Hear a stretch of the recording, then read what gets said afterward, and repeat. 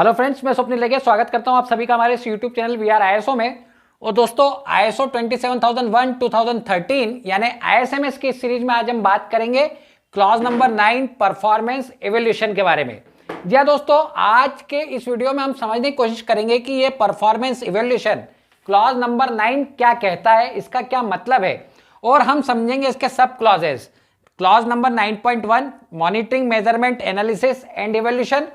इसके बाद clause number 9.2 internal audit, और फिर लास्ट में clause number 9.3 management review meeting, जिसे हमने एमआरएम लिखा हुआ है, मैनेजमेंट रिव्यू के नाम से ये क्लॉज दिया गया है।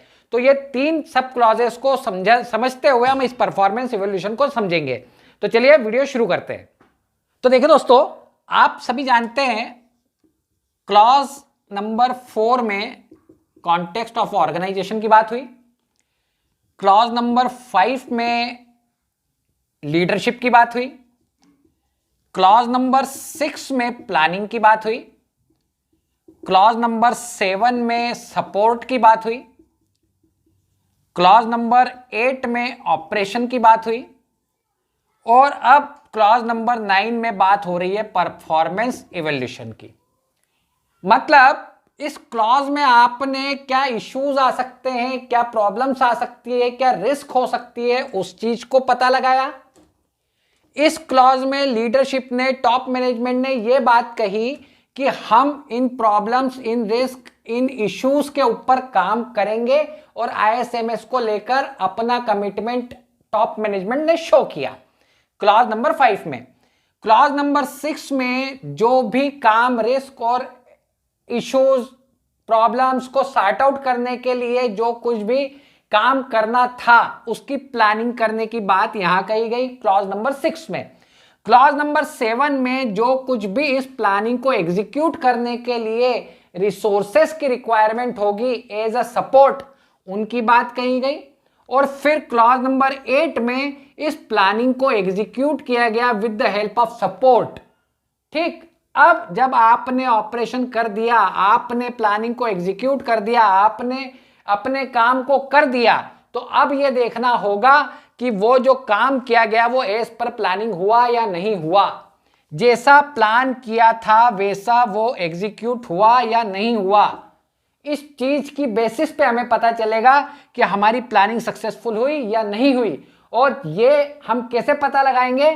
परफॉर्मेंस का इवैल्यूएशन करके। मतलब जो कुछ भी ऑपरेट किया गया, प्लानिंग को ऑपरेट जब किया गया, प्लानिंग को जब एग्जीक्यूट किया गया, तो वो कैसा काम उसने किया, वो उसका परफॉर्मेंस कैसा रहा, अब इसका इवैल्यूएशन होगा, अब इसका मूल्यांकन होगा। अब ये देखा जाएगा कि जो हमने काम किया था वो कैसा हुआ, और वो क्लॉज नंबर 9 में किया जाएगा। तो बिल्कुल एक सीक्वेंस है, बिल्कुल एक सीरीज है, एक कड़ी है, जिसमें ये सारे क्लॉज एक दूसरे को जोड़ते हुए आगे बढ़ते हैं और काम करते हैं। उसी कड़ी में क्लॉज नंबर 9 परफॉर्मेंस इवैल्यूएशन की बात करता है।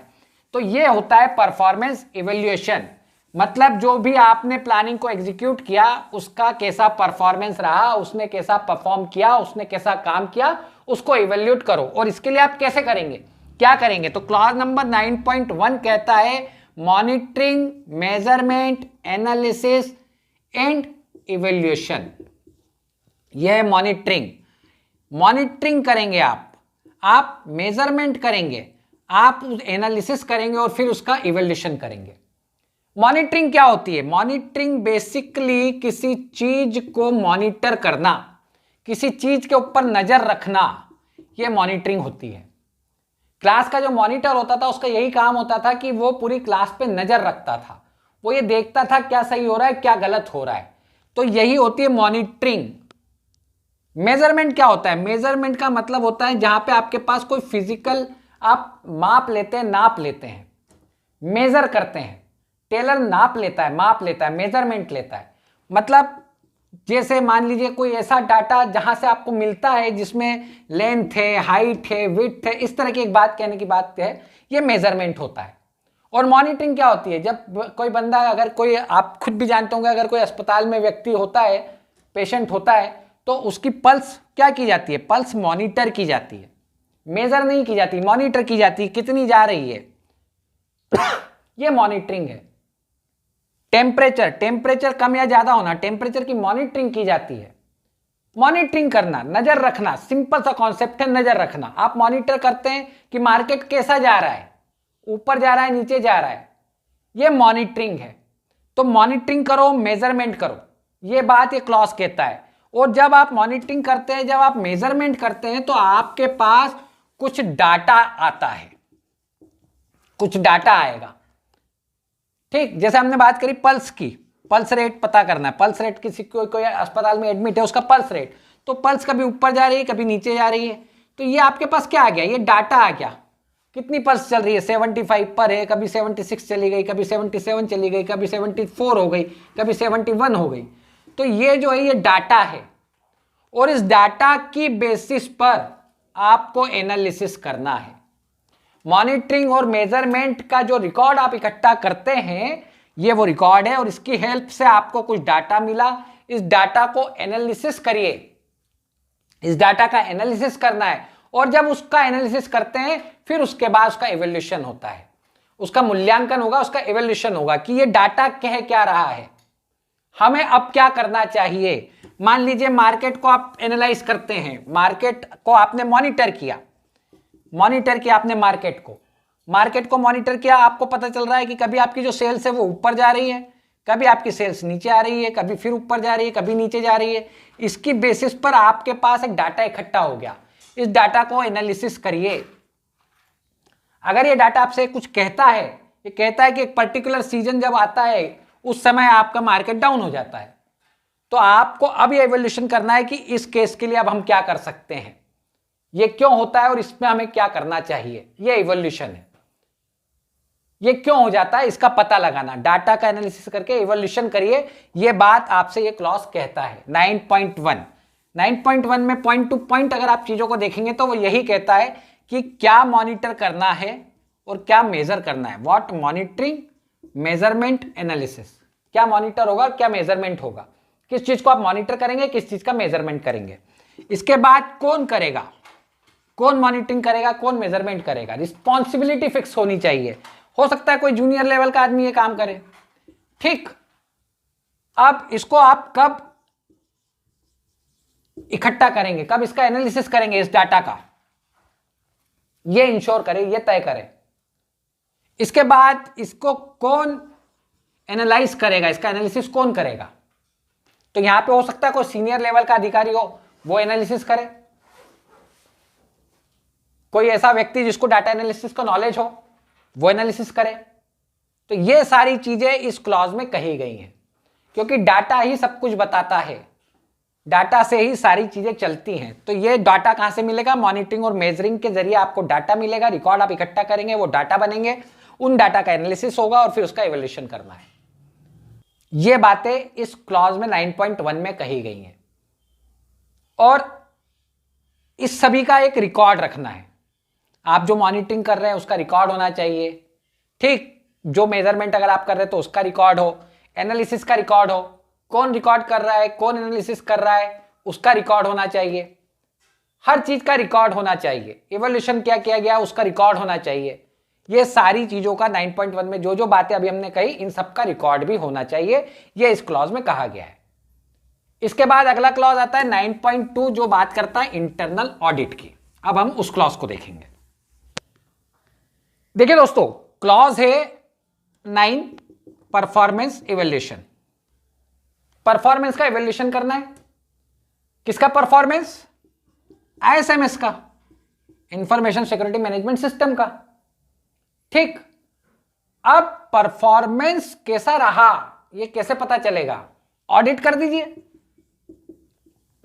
चेक कर लीजिए, इससे पता चल जाएगा काम कैसा हुआ, है ना। प्लान के अगेंस्ट कितना एग्जीक्यूशन हुआ या ऑपरेशन जो हुआ वो कितना सक्सेसफुल हुआ, इसको चेक कर लीजिए, तो क्या हो जाएगा, परफॉर्मेंस का इवैल्यूएशन हो जाएगा। परफॉर्मेंस को आप चेक कर लेंगे, परफॉर्मेंस के बारे में आपको जानकारी मिल जाएगी। और चेक करना मतलब क्या हो गया, टू कंपेयर, कंपेयर करना, to compare with plan what exactly happened, क्या हुआ है, जो ऑपरेशन आपने किया है वो प्लान के अगेंस्ट कैसा है, उसको कंपेयर करो और इसी चीज को ऑडिट कहते हैं। यही चीज ऑडिट है, और ये ऑडिट आपको खुद करना है, इसलिए ये इंटरनल ऑडिट है। ये इंटरनल ऑडिट है। आपको अगर परफॉर्मेंस इवैल्यूएशन करना है तो उसका एक तरीका इंटरनल ऑडिट भी है। इंटरनल ऑडिट करिए। जब आप इंटरनल ऑडिट करेंगे तो आपको पता चलेगा कि आपने कैसा परफॉर्म किया, आपके ऑर्गेनाइजेशन ने कैसा परफॉर्म किया, क्योंकि आपको तब पता चलेगा कि जो आईएसएमएस की रिक्वायरमेंट थी उसके अगेंस्ट आपके ऑर्गेनाइजेशन कहां पर है। यह आपको इंटरनल ऑडिट से पता चलेगा, इसलिए इंटरनल ऑडिट करना होता है। इंटरनल ऑडिट को फर्स्ट पार्टी ऑडिट भी कहते हैं, फर्स्ट पार्टी ऑडिट। ठीक, ऑडिट के बारे में ज्यादा जानकारी चाहिए तो हमारा जो एक वीडियो है ऑडिट को लेकर हमने बनाया है, काफी अच्छा चलता भी है वो, उस वीडियो को आप देख सकते हैं। तो ये इंटरनल ऑडिट है। इंटरनल ऑडिट आपको इसलिए करना है। अब ये क्लॉज 9.2 पर्टिकुलर होकर इसके बारे में क्या कहता है, इंटरनल ऑडिट वाली चीज को लेकर वो क्या कहता है, वो ये कहता है कि ऑर्गेनाइजेशन एक फिक्स टाइम पीरियड पर, एक फिक्स इंटरवल पर ऑडिट करे। ठीक, एक फ्रीक्वेंसी हो, एक फिक्स टाइम पीरियड हो, 6 मंथली हो या क्वार्टरली हो। ठीक, कम से कम 6 महीने में तो करना चाहिए, साल में 2 ऑडिट करना चाहिए। यह फ्रीक्वेंसी डिसाइड होती है आपके परफॉर्मेंस के ऊपर। अगर आपने ऑडिट किया और आपको नॉन कंफर्मिटी बहुत कम मिलती है तो आप 6 महीना रखिए, लेकिन आप ऑडिट करते हो और आपको बहुत सारी नॉन कंफर्मिटी मिलती है तो आप ऑडिट की फ्रीक्वेंसी चेंज कर दीजिए। आप हर 4 महीने में ऑडिट करिए, 3 महीने में करिए, जैसा आपको ठीक लगता हो, जब तक कि आपका परफॉर्मेंस ठीक ना हो जाए, क्योंकि ये है तो परफॉर्मेंस इवैल्यूएशन। ठीक, तो ये कहता है कि टाइम इंटरवल पर ऑडिट करिए, ऑडिट की प्लानिंग करिए। ओके, ऑडिट का क्राइटेरिया सेट करिए कि ऑडिट का क्राइटेरिया क्या होगा और ऑडिट का स्कोप क्या होगा। ऑडिट का क्राइटेरिया क्या है, जिसकी बेसिस पर आप ऑडिट करेंगे। तो यहां आपका बेस क्या है, आईएसएमएस। आईएसएमएस आपका क्राइटेरिया है, आपके ऑर्गेनाइजेशन इस क्राइटेरिया पर कितना फिट बैठती है, ये ऑडिट क्राइटेरिया हो गया आईएसएमएस। प्लस आपके ऑर्गेनाइजेशन की खुद की requirement, on requirement of your organisation, क्योंकि ये जरूरी नहीं है कि सिर्फ आईएसएमएस की रिक्वायरमेंट फुलफिल की जाए, आपके ऑर्गेनाइजेशन की भी कुछ रिक्वायरमेंट होगी, उनको भी आप इस क्राइटेरिया में ले सकते हैं, लेना चाहिए। ऑडिट का स्कोप क्या होगा, मतलब उसकी लिमिट क्या होगी, कहां तक ये ऑडिट जाएगा। क्या सिर्फ आपके एक पर्टिकुलर प्रीमाइसिस तक रहेगा या पर्टिकुलर एक डिपार्टमेंट तक रहेगा, कहां तक जाएगा। ठीक, अगर हो सकता है आपके एक से ज्यादा यूनिट हो तो क्या वो उन यूनिट्स में भी आप ऑडिट करेंगे, ये चीज भी आपको तय करना होगी। ऑडिट का स्कोप डिसाइड करना होगा, ऑडिट का क्राइटेरिया बताना होगा, आपको इंटरनल ऑडिटर्स फिक्स करने होंगे, इंटरनल ऑडिटर की एक टीम तैयार करना होगी जो ऑडिट करेगी। इस ऑडिट का जो भी रिजल्ट आएगा, रिजल्ट ऑफ ऑडिट जो होगा वो मैनेजमेंट तक पहुंचाया जाए, इस चीज को इंश्योर करना होगा।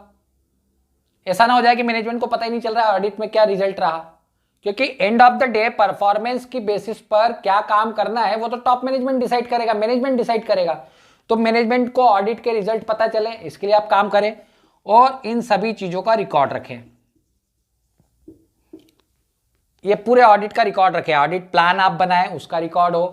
ठीक, audit criteria, audit scope, internal auditor की लिस्ट, इंटरनल ऑडिट जो आपने कंडक्ट किया वो, उसका सारा रिकॉर्ड होना चाहिए। क्या नॉन कंफर्मिटी वगैरह बनी, क्या उनके ऊपर एक्शन लिया गया, ये सारी चीजें, इन सब का रिकॉर्ड होना चाहिए।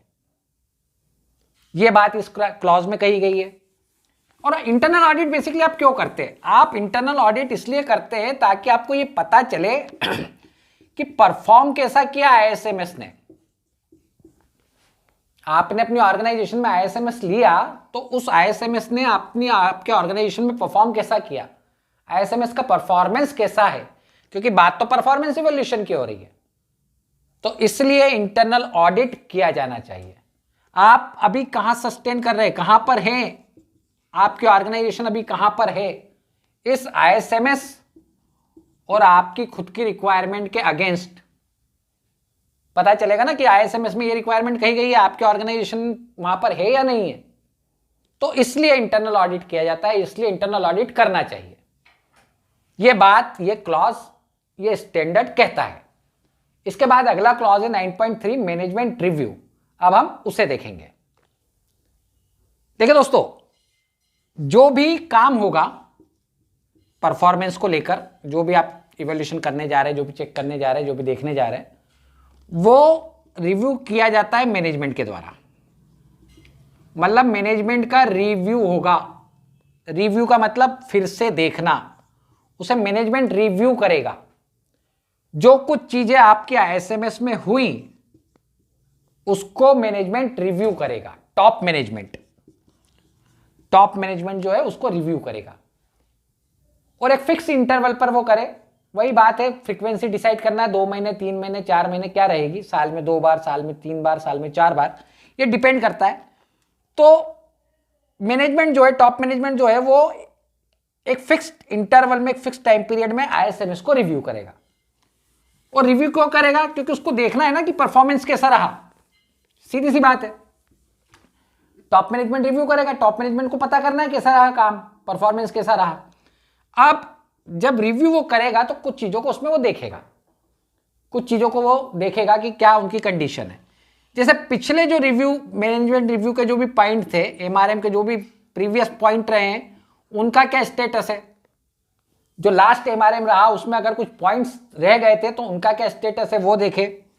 क्या कोई नए इश्यूज रेस हुए हैं, क्या इश्यूज में कोई चेंजेस आए हैं या कुछ इश्यूज बदले हैं, कुछ उसमें कुछ आपको नजर आ रहा है नया करने की जरूरत लगती है, वो देखिए।